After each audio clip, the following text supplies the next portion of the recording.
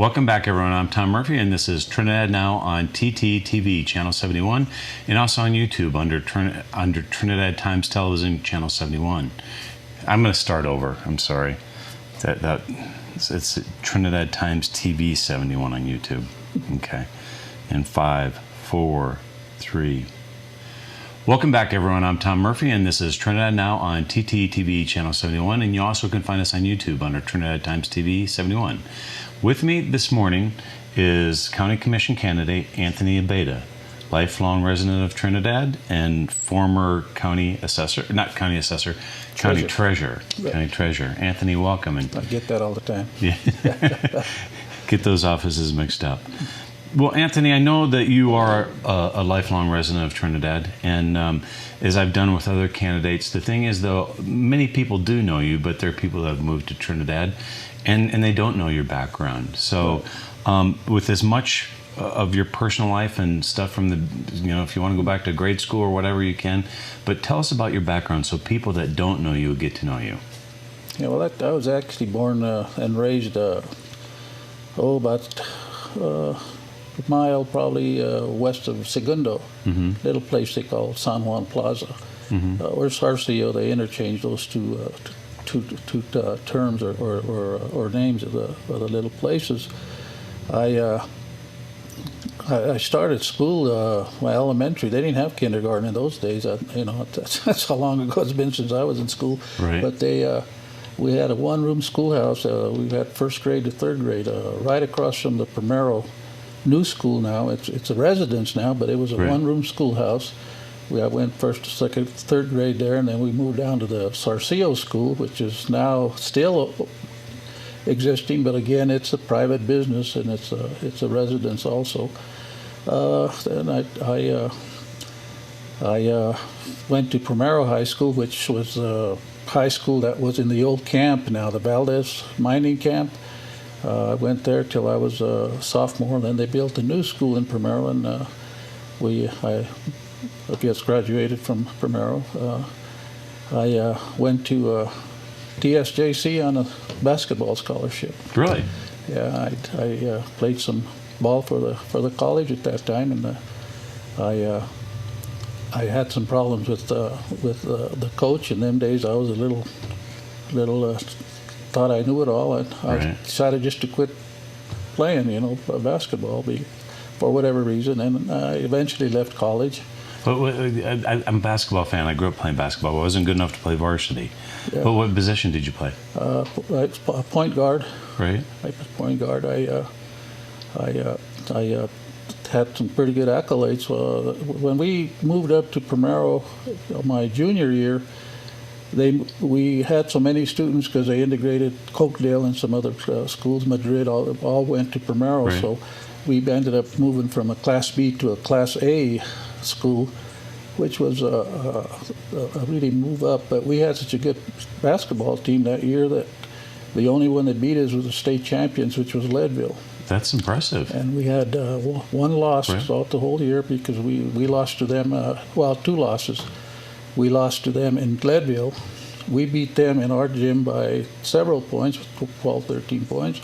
They beat us by 1 point in Leadville, and then we played for the districts in Alamosa, and I fouled out about 3 minutes to go. We were ahead by 12 points, and we didn't have nobody to bring the ball down, so they had two O'Leary twins that were quick as heck, and they just were stealing the ball, and they ended up beating us by 2 points and went to the state tournament, and the team that came the closest to them was about 20 points. That's how good they were. Oh, gosh. So we could have been in the same position, but we didn't make the grade there. But after that, I was a junior at that time, and the coach from Adams State came down to the locker room, and he told me, I want you to play ball for me next year. Right. And the coach told him, he's just a junior. And he says, well, wait another year. So I had a choice of going to Adams State or Trinidad State, and I think I made a mistake. I think I should have went to Adams State.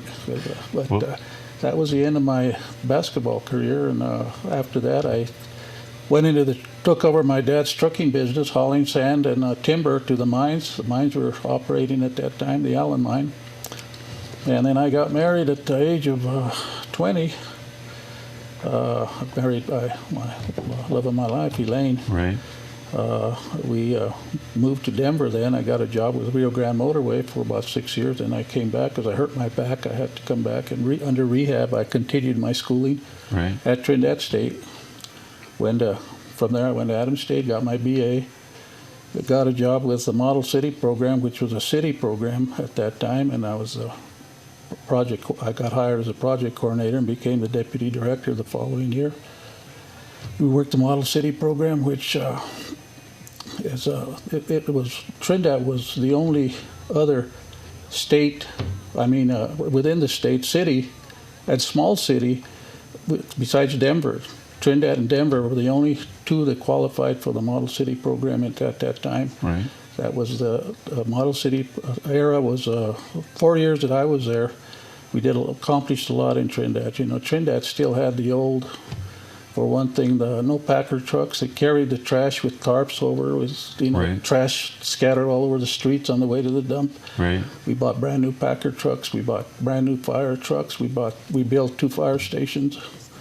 We built the community center. I was a grantsman at the time. I put in a lot of hours in getting that community center built. Right. If we would have had the money at the time, we would have had what they have now, because it was a complete recreational complex swimming with pool and the everything. swimming pool, Right. with an auditorium, and they narrowed little down. They cut down to. In fact, they were going to do away with the gymnasium. And I says, you do away with the gymnasium, and what's the community center? I says, my main concern was to get something for the kids. There was nothing for the young kids at that time. Right. And it was an opening. We didn't cut it back so much. We didn't even get bleachers. We had, we had a daycare center planned there too, and offices, but we had to cut it down. But I put a lot of time on that community center. I take pride in that one building. Anthony, where did that money come from? Was that federal money? It was federal money. It was right. Federal money. Yeah, we were in District 8. The main office was in Texas. We had our regional meetings up in Denver. Most of the time, we had our regional meetings up there, but it was really a good program, and I have to commend the city manager at that time, Mr. Ben Valtry. He'd been there a long time, but he wrote a pretty good proposal and justified the needs of Trinidad. So it was a good time for Trinidad. It was a very needed program. We did a lot of things. We helped the police department. We got money for the police department. I brought in, during my four years there, I would think that I brought in probably in the $5 million in grant money. Right. Because it's not like it is now. At that time, grant money was available. It was just a means of writing a good proposal and justifying your needs. And I mean, those are. I see a lot of people that call themselves grantsmen now, and it's not a grant. It's not a proposal like we had to write. I mean, they were 2 inches thick sometimes, because you had to include a plan and everything. Now, I know there's some people that consider themselves grantsmen, but it's just a matter of filling out an application. Right. And I always said an application and a proposal is different. Right. Anybody can fill out an application. It was a matter of putting together a plan and a process for 3-4 years on some of those proposals. So I took that pretty serious, and it helped me to go. After the 4 years there, the college, Trinidad State Junior College, needed a grant writer, so I applied, and I was successful in getting that. And I stayed at Trinidad State for till 1986, I think, or 85. And that's when you first ran for treasurer? I ran for treasurer, yeah. They had moved me from administration, which is a 12-month job, to a faculty job. I became the counselor, and I took a pretty good cut in pay. Right. But I offset that by starting a consultant service. I had my own consultant service, and I did consultant work during the summertime. In fact, I ran the summer youth program for the SARE program 2 years in a row, and I did some grants for, I was writing proposals. I wrote a grant for the health department. I got tennis courts for Primero. I kept doing, just side jobs for that. But when the opening at Rudy Mazza, the treasurer at the time, they Randy Shaddy, a good friend of mine who was on the college board, says, hey, he always wanted me to go into politics. He said, you'd be good on that. He said, but I said, I won't run against an incumbent. Right. If there's an opening, I'll run. So Rudy Mazza, the treasurer, was retiring, so I went ahead and I went ahead and tried for it, and I was successful, and I ran unopposed for 5 terms after that. And I took the job not taking it seriously. My main interest was higher education. I wanted to continue in higher ed, and I had some chances to go to community college in Denver, 2 different places up there that I had some pretty good results. I could have taken the jobs if I would have wanted, but after I took the treasurer's job, it was a lot more challenging than I thought it was going to be. I didn't think it was going to be a challenging job at all. I thought it was going to be too easy, so I was going to just do it for 1 term and then move on to higher ed. But when I took office, the public trustee was always appointed by the governor in Los Animas County, and why they didn't know, because only the metro counties, the public trustee is appointed by the mayor, by the governor. But for some reason, Trinidad was an exception, and Los Animas County was an exception, and the public trustee was appointed by the governor. Well, when I went to my first meeting for new county treasurers, they hit me with it. They said, oh, and by the way, starting this term, the Los Animas County treasurer will also be the public trustee.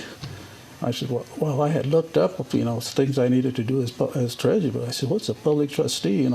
So they hit me with that, and that was a challenge. That's where the challenge really came, learning that's a lot of legal stuff with the public trustee office, more so than the treasurer's office. So that was the challenge, and I took it. I ran with it. There was no records. Public trustee should have been giving the commissioners. They work under the commissioners. They're supposed to be giving the commissioners a quarterly report. They're supposed to be giving a financial report. Well, through all those years, nobody was reporting to the commissioners. So when I first went to the commissioners, they said, we don't have nothing to do with public trustee. I said, yes, you do. Right. I said, here it is. Here's the statute. So you guys, I called. It had never been audited. I called Gary Waller, and I said, Gary, I want this next year. I want this audited. I said, I want an audit on this program. We just get started with it. I didn't have the books. The existing public trustee, nobody notified him. The state didn't notify him that he was no longer going to be the public trustee. So he had the books. I had the authority, but he had the checkbook. He had the books. There's not 6 weeks there when the transition that we couldn't. There was nothing going on because he couldn't do it because he wasn't authorized. I couldn't do it because I didn't have books. So it was my wife as a bookkeeper set up my books for me, set up a complete public trustee program, and I made it fly. It worked really good after that. So that's where the challenge came, where I enjoyed the job. It was challenging enough, so I put aside the higher education goal, and I stayed with the county. And I was there for 22 years. My From wife, 86 to 2000. 2008. Okay. 20. Yeah.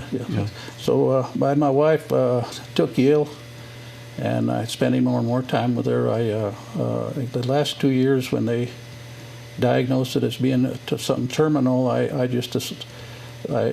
the commissioners know that I was going to have to resign before my term ended, which was I still had 2 more years going. Right. They said, it's good as your office is running, you could run it from home. You don't have to show up. I said, I can't do that. Right. I can't do that. I said, it's not fair. I said that I'm going to be missing more and more work, and I'm going to spend more time. He says, I can't take my paycheck and not earn my.